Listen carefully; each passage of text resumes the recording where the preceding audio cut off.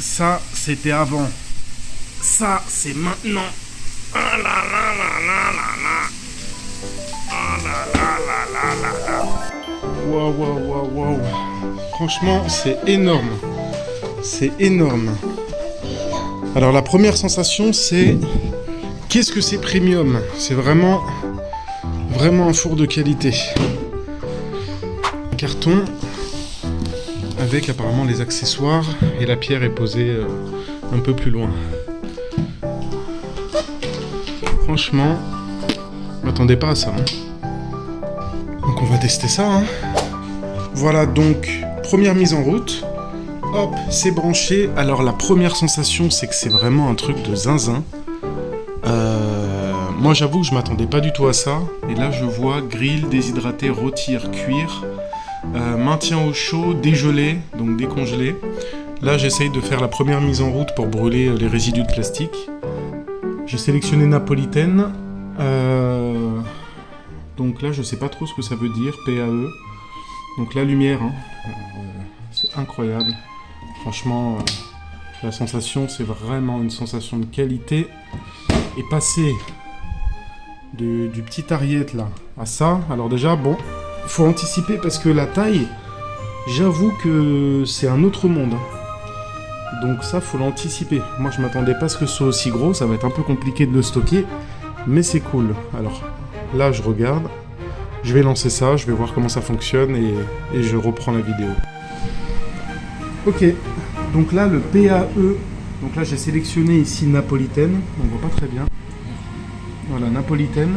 Et en fait, le PAE, ici, c'est pour dire PRE, donc c'est préchauffage. Et ensuite, ça tourne. Là, je vois bien qu'à l'intérieur, ça chauffe. Et ça chauffe déjà pas mal. Donc voilà, apparemment, ça bip lorsque ça atteint 450 degrés. Donc il y a un manuel qui est fourni avec. Et ici, donc le mode napolitaine, pour le coup, ça monte à 450. Donc c'est censé biper lorsque ce sera bon. Donc voilà, on se retrouve juste après. Bon allez, c'est le jour J, on va tester le four. Donc là je vais simplement sélectionner pizza napolitaine. Donc là on est à 3 minutes, je sais pas trop pourquoi.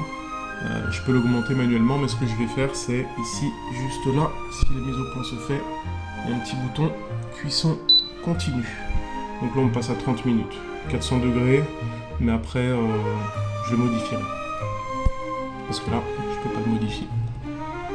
Un peu bizarre. Allez, c'est parti. C'est sélectionné. Et là. Allez, c'est parti. Donc là, il y a une petite tache. C'est parce que j'ai testé un petit bout de pâte qui me restait. Voilà. Quand le préchauffage est terminé, add food. Donc là, ça nous demande de mettre les pizzas. Donc là, si on vérifie la température, on n'est pas du tout aux 450 attendus. Donc attention, peut-être que... bon, on n'est pas loin des 400, mais on n'y est pas. Mais par contre, peut-être que mon pistolet, c'est pas le plus performant non plus. Allez, c'est parti pour la fabrication des pizzas.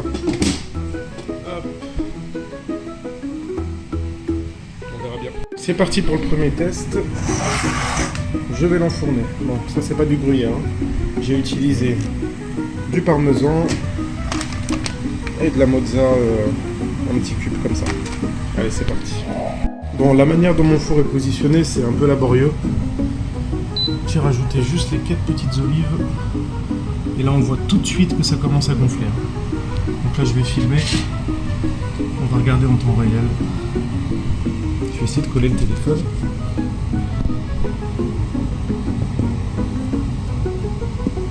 Ouais, donc là on voit que c'est pas mal.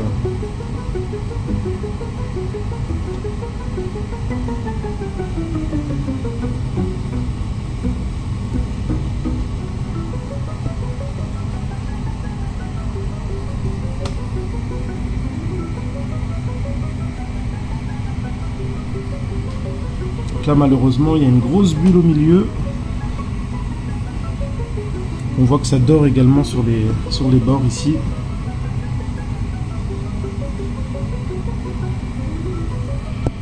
Donc c'est le premier essai, hein.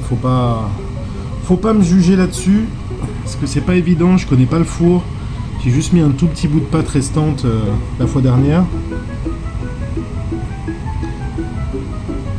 Mais on voit tout de suite, en tout cas moi le ressenti que j'ai, c'est que je vois une cuisson assez uniforme. Allez, je vais retourner la pizza, parce que j'ai un peu peur que ça brûle. Et on se retrouve tout de suite. Allez, pizza retournée. Donc là on voit, enfin, désolé, hein, c'est pas parfait, mais on verra le résultat final de toute façon. Donc là on voit quand même que ça dort bien sur les côtés. Une cuisson relativement uniforme. Par contre le four, mon Dieu qu'il est chaud. Mon Dieu qu'il est chaud, c'est peut-être un peu trop d'ailleurs. Allez, je vais la sortir. Pour ce premier essai, ce sera suffisant. Allez, je viens tout juste de la sortir. Donc voilà à quoi ça ressemble. Premier résultat, premier essai. Alors faut pas me juger là-dessus, hein. J'ai pas l'expérience de ce four. Je sais pas du tout comment l'utiliser en temps normal. Donc là, qu'est-ce que je vois? C'est tendre, c'est croustillant. Ici, c'est un peu plus dur parce que c'est un peu brûlé. Donc voilà, dans l'ensemble, il y a le four qui me dit fin, là-bas. Voilà, c'est un peu le souci, je sais pas comment le régler. C'est-à-dire que la cuisson continue, ça fonctionne, mais que à 400 degrés et pas à 450. Donc voilà, ici, j'ai une petite anomalie. Mais ça, c'est de ma faute, hein. C'est un manque de garniture, parce que j'ai eu un peu de mal à l'enfourner. Mais sinon, franchement, moi dans l'ensemble, je trouve que le résultat est pas mal. Alors attention, il faut regarder la cuisson en dessous aussi. Ah non, on est vraiment sur du parfait, hein. Alors à première vue, parfait. Pour une première, je trouve ça vraiment, vraiment pas mal. Donc ce Kitchen Cook K-Pizza à 149 €, franchement, à première vue, je le valide. Voilà, donc mon précédent, c'était le petit Ariete 909, qui est beaucoup plus petit, hein. Donc si vous manquez de place, n'oubliez pas, faites pas comme moi, hein, parce que là ça me bouffe l'intégralité de la cuisine. Bon écoutez, je vous montrerai les autres résultats, et puis on verra en fonction, on fera une petite synthèse à la fin. Allez, c'est parti avec le petit coupe pizza, là, le rouleau, là, je sais plus comment on appelle ça, de K-Pizza, de Kitchen Cook fourni. Donc on va regarder ça ensemble. Alors, elle est pas mal du tout, hein. Bon, je vais la couper que en 4. Et on va regarder au niveau du résultat. Pardon, c'est ici. Voilà. Donc c'est plutôt alvéolé. Bon là c'est un peu trop alvéolé du coup. Ça donne un peu une idée du résultat. Ouais, ici j'ai juste une bulle d'air qui s'est formée, une anomalie. Mais sinon c'est pas mal du tout, hein. Franchement, donc assez élastique. Assez élastique. Un bon alvéolage. Bon, ici un peu écrasé, mais ça c'est de ma faute.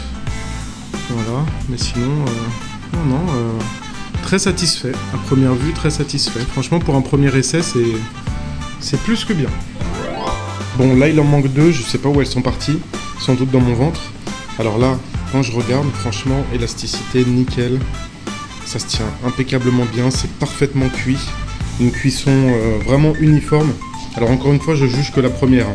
Mais tout le côté ici, dans le Ariete 909, tu peux oublier. Donc moi j'ai tout essayé et il n'y avait absolument rien à faire. Là on parle vraiment d'un four avec un résultat, on va dire presque professionnel. On est vraiment sur quelque chose, si ce n'est professionnel d'ailleurs. Franchement je trouve que le résultat il est impeccable. Impeccable.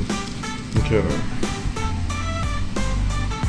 ça tient bien, c'est propre, c'est alvéolé. Chapeau. Chapeau Kitchen Cook. Donc pour moi les 149 € du four à première vue, alors on parlera avec les autres pizzas après, mais on est vraiment sur un produit qui pour moi est un prix d'appel et que ça va pas durer longtemps parce que je comprends pas trop comment ils arrivent à être rentables. 149 € ce four impeccable vendu avec l'appel. Donc l'appel elle est là. Pour ceux qui se posent la question à quoi ça ressemble, elle est juste là. Voilà. Donc ça c'est l'appel une fois monté de Kitchen Cook. Moi personnellement je l'utilise pas. Bah, parce que j'en ai quand même acheté une sur Amazon et je préfère quand elle a des trous. Ça permet d'évacuer la farine, etc. et la semoule. Donc franchement, je sais pas quoi dire.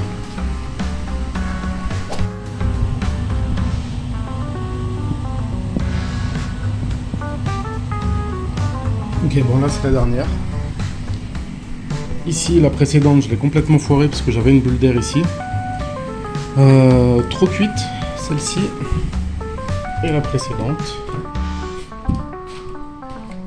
Complètement foirée, du coup j'ai fait une calzone qui est toute raplapla. Donc au final,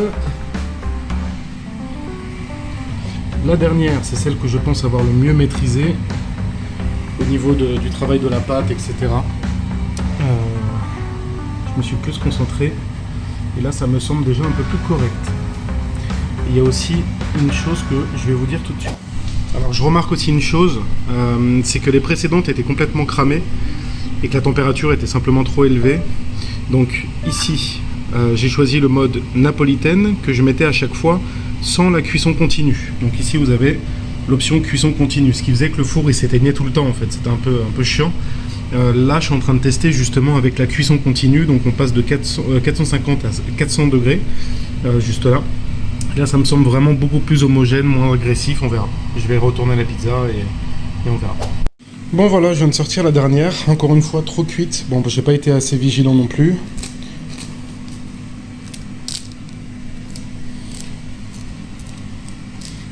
Voilà, bon, j'ai pas été assez vigilant malheureusement, mais sinon, dans l'ensemble, c'est plutôt correct. Mais on voit toujours que j'ai ce problème de bulle d'air en dessous que je vais devoir corriger. Mais sinon, franchement, très satisfait dans l'ensemble. Alors là, c'est uniquement une erreur de ma part, hein. C'est parce que je maîtrise pas le four. Mais sinon, en dehors de ça, donc on est vraiment... Alors la première, bizarrement, bah, c'était celle qui était la mieux réussie. Voilà, donc vraiment, celle-ci est top. Je pense avoir de meilleurs résultats derrière, mais au final, c'est moi, dans la précipitation et la préparation du repas, bah, voilà, j'ai pas donné le meilleur de moi et ça donne ça. Mais au final, pour résumer, le four, franchement, il est très très bien. Moi, je vous le conseille fortement. Après, forcément, ça nécessite de s'adapter un petit peu. Ah oui, je l'ai éteint.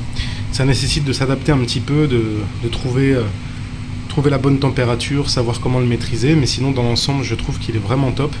Alors moi, ce que je conseille vraiment, c'est le mode cuisson continue, parce que j'ai relancé constamment le mode donc pizza napolitaine sans cuisson continue. Donc c'est des programmes très courts que j'ai répété plusieurs fois. Mais je pense qu'au bout d'un moment, le four il monte tellement en température que c'est plus gérable. Voilà. Donc du coup, voici mon ressenti concernant le four Kitchen Cook K-Pizza qui coûte actuellement 149 €. Je trouve qu'il est vraiment ultra rentable. Bon, par contre, le plus gros problème, enfin le plus gros, pour moi le seul problème que je vois jusque là, c'est vraiment l'espace nécessaire pour utiliser ce four, pour le positionner. C'est compliqué, c'est vraiment très gros, donc il faut anticiper ça. Mais sinon, en dehors de ça, si vous avez le petit espace, franchement c'est top. Après, encore une fois, je referai sans doute une vidéo pour voir si je maîtrise un peu mieux. Bon là il est tout dégueulasse, hein, ça c'est de ma faute. Si je maîtrise un peu mieux la cuisson, voilà, je vous ferai peut-être un retour par la suite si ça intéresse des gens. Voilà. Donc n'hésitez pas à me laisser un petit commentaire et me dire si ça vous intéresse. Comme ça, je vous ferai un retour par la suite avec un peu plus d'expérience et avec l'œil un peu plus aguerri cette fois-ci. Voilà, je vous souhaite un bon appétit et puis à la prochaine.